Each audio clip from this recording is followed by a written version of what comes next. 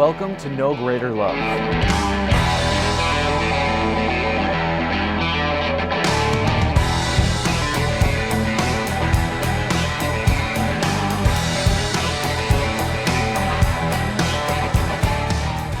I'm Joshua Borchi. No Greater Love is a show about making the world a better place and inspiring others to do the same. This Veterans Day special features the keynote speech of the Langenfeld Foundation's founder, Paul Langenfeld. Good memories were here for me, and I'm sure there will be for you as well. I'd like to start this by saying a line that you may be very familiar with, and that is that freedom isn't free. You may have heard this before, but it's true because somebody had to pay a price for your freedom. We live in the greatest country in the world. The United States of America gives us freedoms guaranteed and protected. But freedom has a price, and those that paid the price for you to enjoy the good life in America are the veterans.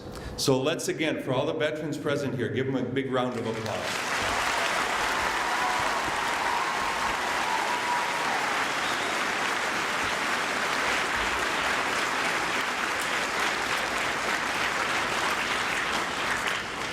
I'd like to ask all the veterans that have already stood to stand up again. If you would, all veterans of every branch of the service. And I want to say to you, thank you for your service.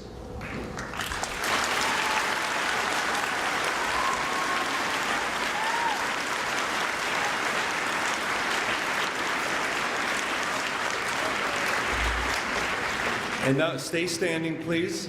And then all of you students and teachers, if you have a family member that is currently serving in any branch of the military or has served in the past, I want you to stand up. Look at that. Oh my gosh. Look, oh my gosh. Let's give everybody a big hand of applause. Everybody clap. This is what makes America great.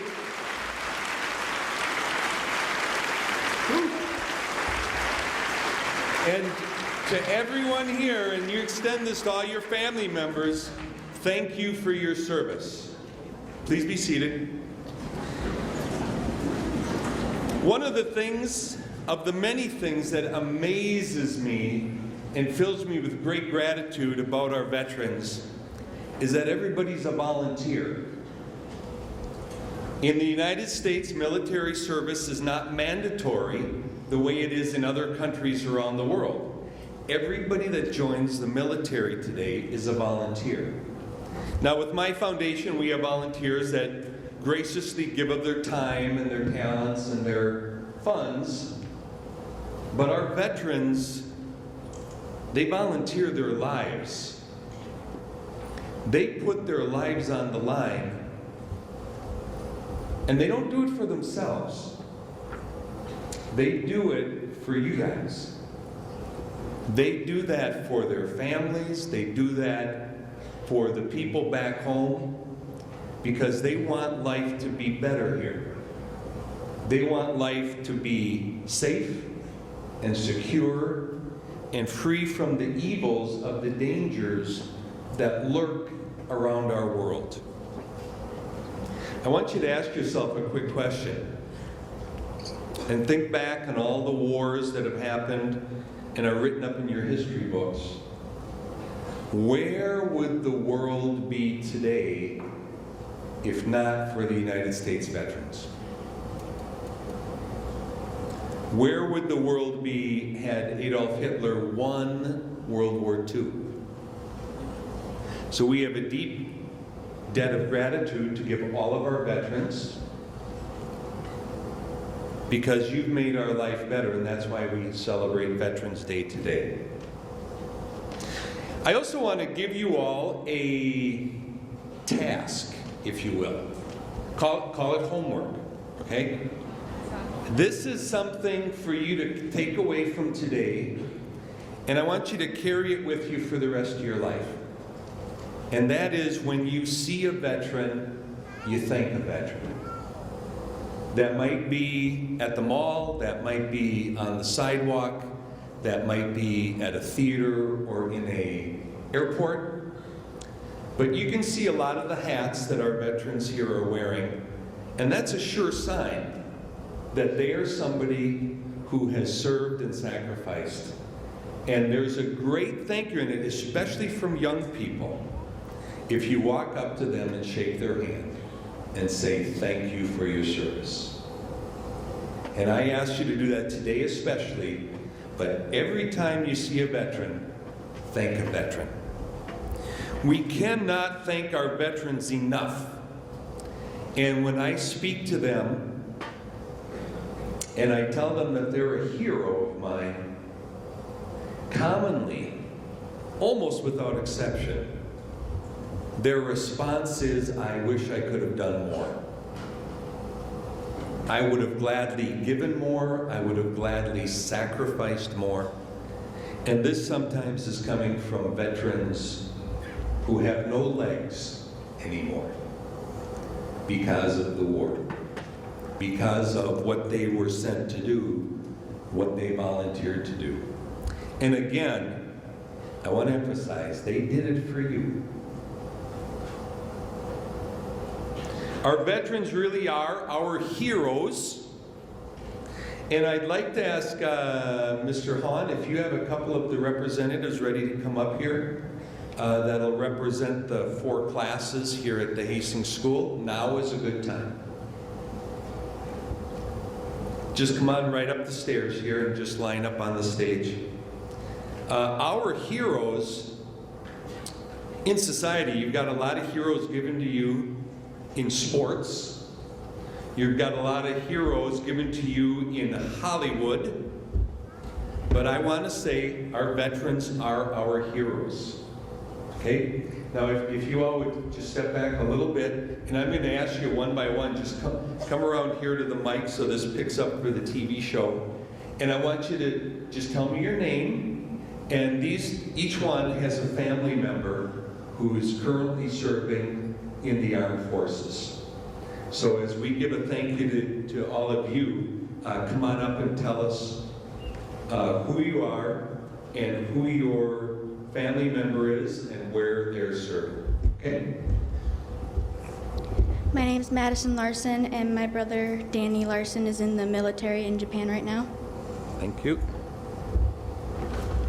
My brother Austin, he is leaving for the Army. Thank you. You tell him thank you for his service. My name is Zachariah Rosandich, and my dad is currently serving in the National Guard. Thank you.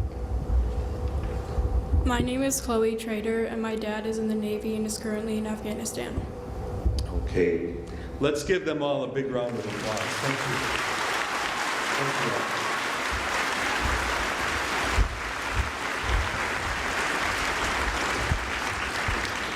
So again, for all of you students, that should bring things very close to home. You can identify with your fellow classmates who have family members as you do. They have loved ones as you do. And their family have gone forth to combat evil in our world. They've gone where there are bad things happening in order to stop the bad things. I've talked about our veterans as heroes, and sometimes you might think, rightfully so, that they're sent to do the impossible. Am I right? They're sent to do the impossible. And yet they have a power within them that give them the confidence to march forward anyway. So I've arranged for a little demonstration of this. Dalton, if you'd come on up now. I asked Dalton to help me with this. I asked for the biggest, toughest guy in the school. So here he is. So what I have, I think you guys are going to like this. I got a couple of nails. Okay, these are 6-inch nails, if you can hear that. And Dalton, I'm going to ask you to do the impossible, and I'm going to ask you to bend these nails. Dalton didn't know what I was going to ask him, so it's a surprise. This is Kevlar, so this is going to be protecting your hands so that you're not cutting your hands and bleeding all over the stage. So I'm going to give you that. I'm going to give you that. And I'm going to ask you to attempt the impossible and see if you can bend that nail. Let's give him some applause and some cheering, and go ahead and stomp your feet. Okay? Good. And now go one of these. We're better like. That's good. That'll do it. You guys, there it is. Dalton has bent the nail. How about that? Thank you, Dalton. And that's your souvenir. All right. Good for you. Thank you, thank you. Now, let's give him another round of applause. Dalton?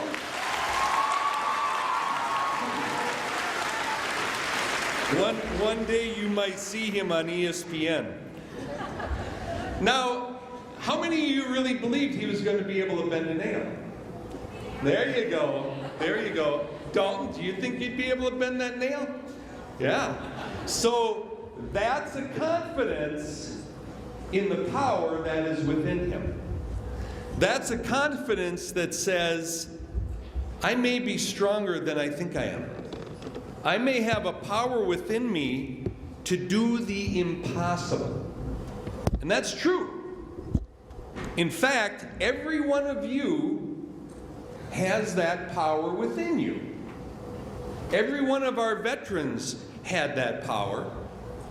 And when they were sent out to do what might have seemed impossible, they had confidence in that power.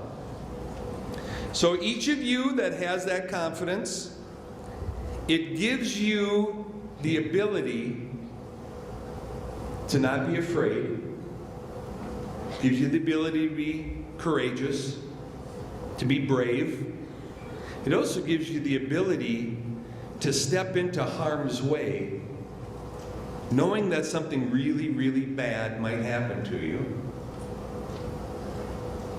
But it also gives you the love that you go anyway, because you do it for the people back home. There's evil in our world, as I mentioned, and a lot of times people want to run away from evil. Evil is a monster, right? To give you some imagery.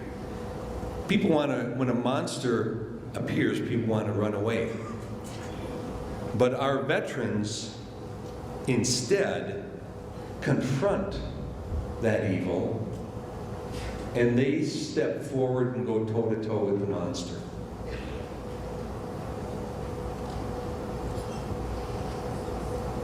Now, those of you, I'll give you just something very practical for your life here in school. Those of you who have this power, who believe in the power, who believe in being courageous and brave, this power isn't just for grown-ups and it isn't just for adults. It's for you. You have the power. You have to decide how you use it. And I saw as I drove up today that you got a sign that this is a no bully zone, right? And I'll give you one of the big insights I've learned since going to school here, and that is little bullies grow up to be big bullies. And when big bullies get big enough, they start evil and they start wars, and we send our veterans to confront that evil. But here at the Hastings School, you might have some little bullies, but you've got the power to confront that evil. Now, I've got some stories that I want to tell you, and I've got some pictures that are going to go up on the slides. If you're not able to see the screens and you've got room to slide down on the bleachers, you can certainly do that. Some of these pictures are hard to look at. Some of these pictures involve our wounded veterans, those that have served and sacrificed a lot. Sometimes when I see pictures like this, I might feel a little dizzy. I might get that same feeling I do when I sprain my ankle on the basketball floor. But if you feel that way, it's okay with me for you to put your head down and think about Vikings football or something. Okay? Don't put your heads down before the pictures come up, or I'll think you're sneaking a nap. And that goes for the teachers as well as the students. The first story I want to tell you is about a man named Donald, and he was a Marine medic in Vietnam. And as he's driving in the back of a truck treating the wounded, suddenly there came an object flying out of the jungle, and it hit him in the helmet, and it fell on the truck, and it was a hand grenade. And Donald, wanting to protect his fellow Marines, he threw his body on that grenade, sacrificed himself to save the others. And after several moments of pause, it didn't go off. And Donald picked it up, and then he threw it down into a ravine there in the jungle, and suddenly there was a huge explosion as that grenade detonated. That's a story of some of the courage and the bravery that our heroes have. I want to tell you about another friend of mine, a personal friend of mine. His name is Mike. This is I'd like to say Mike is the one with the beard, but they all have beards. The man in the middle with the turban and the robe is a Pushtun statesman by the name of Hamid Karzai. He went on to be the president of the new Afghanistan. Mike was Special Forces. These are his group of Green Berets, and they were the first American boots into southern Afghanistan after the terrorist attacks of 9/11. And they infiltrated Hamid Karzai across the border from Pakistan. And then they began to raise up an anti-Taliban revolt in the southern part of the country. And they had tremendous success. They defeated the Taliban at every turn. And then on their last day in country, they were just outside the capital city. And the Taliban leader was going to come out that morning and hand them the letter of surrender. That morning, a bomb fell. Well, let me first say, this is why I think our military are heroes. Every time I see a Hollywood movie, I think of our real life heroes. So whenever I get to see our military veterans like this in service, I think of them as heroes. This is Mike with his wife, Judy, in his service. And this is Mike after that, as a result of that last day in Afghanistan. You'll notice he's missing his right arm. So a bomb fell on their position. Mike lost his right arm. He had all kinds of horrible injuries to his chest and lungs and heart. And in fact, on the evac helicopter, Mike's heart stopped beating, and he was literally dead for a time. And then they injected adrenaline right into his heart, and they got it started again and saved his life. Here's a photo that I took of Mike. You can see the hook for a hand. And when Mike recovered enough, like I said earlier, most veterans say they wish they could do more and they'd like to give more and sacrifice more. Mike went back into the service, and he became one of the only amputees in active duty. So I see Mike as a hero of mine, and if they made a movie about him, it might look like this. Do you see the resemblance?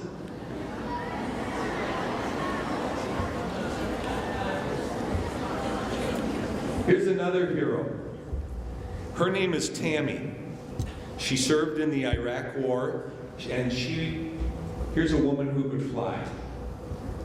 She piloted a helicopter.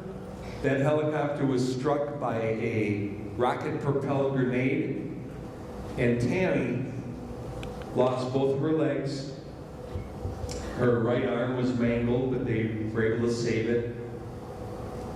And Tammy, when she recovered, she wanted to do more. She wanted to serve her country, and therefore she went into politics and now became a United States Congresswoman. So Tammy is absolutely a hero of mine. And if Hollywood made a movie on her, she'd still be flying and she'd look like this.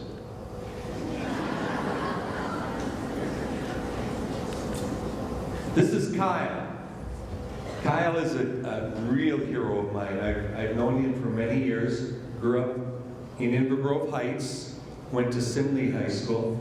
Kyle was a wrestler.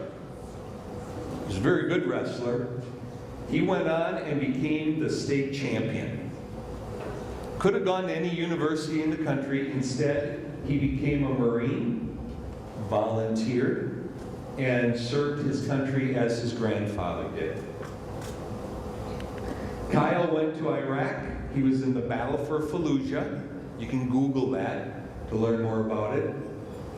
And a rocket-propelled grenade, well, first of all, I want to say in the first battle, they came under a fierce firefight, and Kyle and his team, they repelled the attack after their commanding officer was gravely wounded, and got out of the area, and they saved the life, Kyle did, of his commanding officer.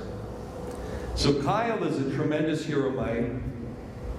2 days later, in another firefight, a rocket-propelled grenade landed behind him and exploded. Shrapnel went through his helmet, into his brain. He lost 30% of his brain, which means he's paralyzed on one half of his body, including one half of his tongue, one eye, one ear, and one half of his intestines. So life is a struggle for Kyle, and yet look at that big smile, right? He's happy to be alive. He's happy to be a go-getter, and he still gives back to the veterans community. Kyle has been a great hero of mine. He works very, very hard in his recovery and just getting back to living life. And Kyle, if he were a superhero and if they made a movie about him, I think he'd look like this. Our last veteran, his name is Mike. Mike had retired from the Army when the Iraq War started. He had retirement, he had his pension, life could be good. And when his country needed him, and by country we mean the good people of America, he went back in. He went back because, and I talked to Mike, he told me this himself, he says, I went back for my children. I didn't go back for myself. I went back for my children so their life could be better. And I think I could say that about every veteran and every one of you young people here as students. They did this for you. Mike was hit with a roadside bomb in Iraq, and there were two that went off. One took the tires of the vehicle out. Next was an incinerary device, and it was just all flame. It blew up. Mike was knocked to the ground. He got up with his weapon in hand, ready to repel the attack, and he told me he heard what sounded like steaks frying on the stove, hamburgers frying on the grill. And he realized, eventually, it came to him that he was the one on fire. His flesh was burning, he was sizzling, he was cooking. And Mike was badly wounded. He lost ears, nose, lips. He was wearing his protective eyeglasses, and that saved his eyesight. He lost fingers off his hands, muscles off his arms, but he survived. And he has told me personally, he said the greatest downside of that injury is they won't let me go back. If I could, I'd go back and I'd continue to give more. So Mike is a tremendous hero of mine. It's an honor to know him. This was a trip I took with his son. And Mike now, of course, he was taken away from his family as well. And now he just wants to do as much as he can to build up and support that family. And if Mike had a Hollywood movie made of him, I believe it would look like this. Mike is a hero. All our veterans are heroes. And again, as I said at the beginning of this, when you see a veteran, thank the veteran. It is one of the greatest things we can do. They are some of the greatest people in the world. Okay, thank you everybody. Thanks for your time.